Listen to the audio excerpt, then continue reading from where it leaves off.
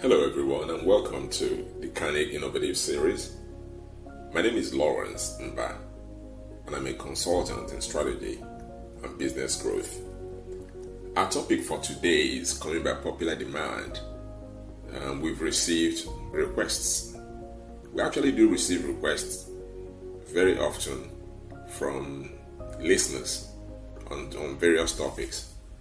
And the topic that we've been asked to speak to today is about working from home, whether it's right for you, how to get your home ready, and how to actually work from home and be sure that you get the best out of it. So we're going to try and segment our conversation. So the first segment is how to get your home ready for working from home. It's part of our new normal that with the COVID-19 lockdown, a lot of us are now working from home. There are a few who still go to offices, but increasingly more and more people are working from home. And so, in trying to get your home ready to function as a quasi office, as a pseudo office, there are a few things that we suggest that should be done. One is to earmark a particular location within the home as your home office. If you're one of those who's fortunate to have many rooms in your residence, it's nice to designate one of those rooms as your home office going forwards. That way, every member of your family gets to recognize that that's your new office, and so it has to be respected as your office. Then you set it up appropriately with a right table, the right type of chair, the right internet service. Get a phone that's designated and dedicated for working from home. That means therefore that whenever you step into that room, your family will recognize that you're at work, and they can come knocking on the door. They can be calling you, asking you to come and attend to domestic issues, because you are presumed to be working and therefore should be given room to work. We talked about the right internet service. In Nigeria, having internet connectivity is critical for efficient office productivity. Due to the pressure on data, a lot of the service providers are experiencing a bit of a challenge with uninterrupted, top-notch, minimum 4G service. So it may be worthwhile investment to try and have an alternate or a backup internet service provider, so that should one be epileptic, you can easily switch to the other one. It's very disturbing if, for example, you're on an online meeting and your internet goes down and you don't have a backup. Another thing that also we must not forget to mention is setting your home ready to work from home is that you've got to have power supply. It's not strange to have people invest in alternative power sources. So you have inverters and stuff like that. For those who live in estates where power is generated and supplied on regular basis, I've had to ramp up the number of hours that the normally will provide for, because in addition to you working from home, for those who have kids who are still living at home, and now because of the closure of schools, the kids also need to do their homework, they need to do their online training, they need to be able to do their online tests as the case may be. So you also will require additional power supply for that. So now let's assume your home is now set to function as your residence and as your wayside office. We will now be discussing the exact things you have to do to ensure you work from home in a very productive and efficient manner. I was taught in my other life, because I started working from home way back in 2004, 2005 in Canada. And I was taught then that in the morning, you get up as you would if you were to go to an office that's away from home. Have your shower. Of course, you would have prayed for those who are spiritual, and I am. You would have prayed. You would have done your morning fitness program. You would have had breakfast, and then you get dressed like you actually leaving the home to go to work in an office that's away from home. It's important that we highlight this because it impacts your psyche. Some will say, oh well, you're home after all, so why not stay in your PJs and work? No, you got to get up, behave like you were leaving the home for a job. So you've done your morning chores, you are now dress appropriately. Sometimes this needs to be emphasized because there are cases where you would have online meetings that are video enabled. You want to look like you would want to look in the office. Okay, so you're dressed. If you have a car, you go downstairs or go out of the house where your car is parked. You get into the car, crank your engine as you normally would, move the car forwards and backwards, and then come back and park it where it was. Get out of the car, lock it, get back into the house, and go straight to that room or that spot that you had designated as your home office. So it works on your psyche that now you're in a work mode. Everybody recognizes that. So work starts. These are some of the things that you must do to ensure that the respect that you normally will attach to working in an office away from the home is also maintained when you work from home. We must mention that oftentimes when people work from home, there is a subtle emotional blackmail. You tend to overcompensate for working from home because you want to show results, you want to show output. If you are working in an office where everybody gets to see everybody, you spend time, you chit chat, you walk around, you attend meetings, you do what you should do, and then when it's time to go home, you go home not feeling like I owe anybody anything else. But when you're working from home, nobody is supervising you physically. Forget that you may be attending online meetings. It's human that you want to overcompensate by wanting to be very productive. What this does is that it exposes there's a potential risk of working so hard that you begin to alienate your loved ones at home. We must emphasize that you observe your normal work hours.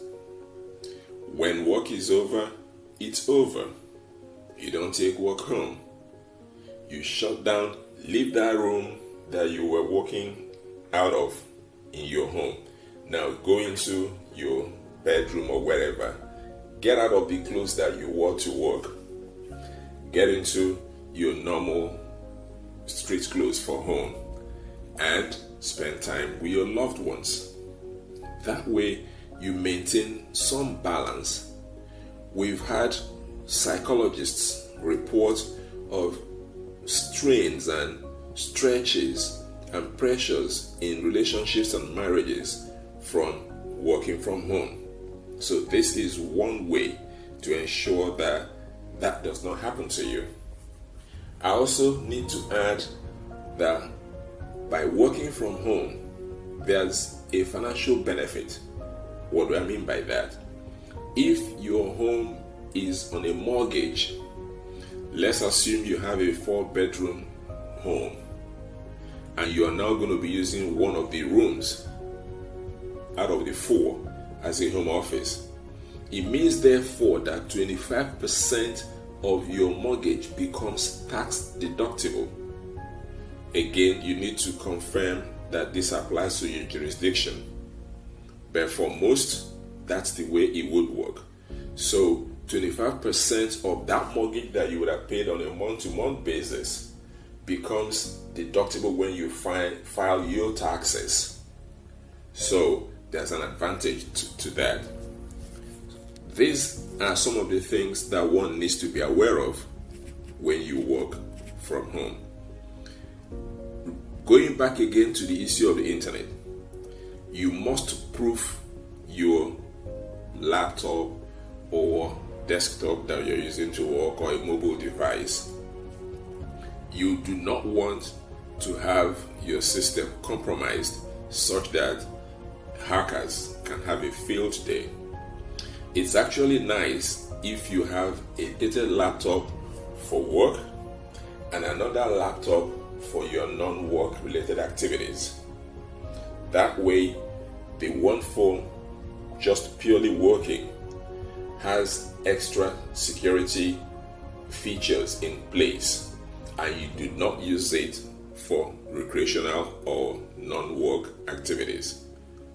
In summary, therefore, working from home, whilst is not really what most people would have wanted to do, but this has been forced upon us by the COVID-19 lockdown.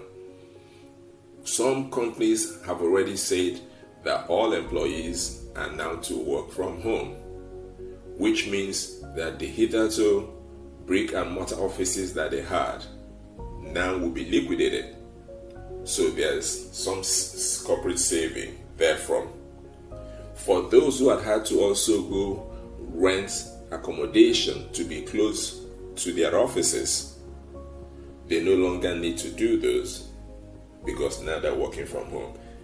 Another consequence of working from home is that there's a greater competition for jobs, because it means that you're competing with people from anywhere else in the world. Since they're not required to be physically present in a physical office, it means they can work from anywhere, and so they can compete with you for the jobs available from everywhere. So, in summary, again, working from home, you've got to proof your home to be ready for you to work out of. Have a portion of the room, if you don't have many available rooms, designated for work. If you're fortunate to have a room that can be for working from home, fine and dandy. So let that be the room. You put in the appropriate table, the appropriate chair, get the right telephone, get the right computer system with the right internet, and have a backup for the internet. Proof the system you're using. Be sure that you're not combining using one system for work and for leisure. And then when you have to get up in the morning, do all the things that you normally would need to do. And then go away from, dress up appropriately like you're going out to go to work. Get into your car, or if you're not the one who has a car, walk out of the building as if you were going to go catch a bus or a taxi. Then come back into the house. For those that have cars, get into the car, move the car back and forth, come back into the house, lock the car, come back into the house, head straight to your desk and start working. Family will know not to disturb you when you're at work. If you're normally to have had a break time, if your office was away from home, also observe that break time when you're working from home. So that gives you time to go have lunch, have a light snack, walk around, stretch your legs. Remember, sitting for too long in a sedentary position exposes you to deep vein thrombosis, which is very risky, and we don't want that also. So during that period, you walk around, have your bathroom break, spend time with your loved ones because you're on your break. And then break is over, observe it, get back to work, shut the door, They know they won't have to disturb you, and then you get on with the business of the day. When work is over, you shut down. Don't carry work home, literally. Then go spend time with your loved ones, so that you also do not focus so much on work and start compromising and sacrificing your social contact with your spouse, with your children, with your significant other. These therefore are useful tips when we have to work from home, which is what a lot of us are doing anyways at this point. So I thank you very kindly for listening to me today, and I won't forget to mention that we also are continuing to elicit feedback so that we can keep creating value and remaining consumer-centric. You can reach us on social media as follows. On Instagram, we are Canig_solutions1. On Facebook, we are Canig_solutions. On Twitter, we are Canig Solutions, one word. We also have a website. Our website is www.canig-solutions.com. Thank you very kindly. And we are present on YouTube as well. Our YouTube channel is, just type in your browser for YouTube, Canig Innovative Solutions, and you see our channel. We encourage you to please subscribe, like it, and share it. We reckon that the topics that we're sharing podcasts on are such that provide some value. You never know who would find it very useful. So share to your family and friends, and continue to come back to us as we keep improving and providing more topics for your benefit. Thank you very kindly. You have a wonderful day. Stay safe, stay aware. COVID is real.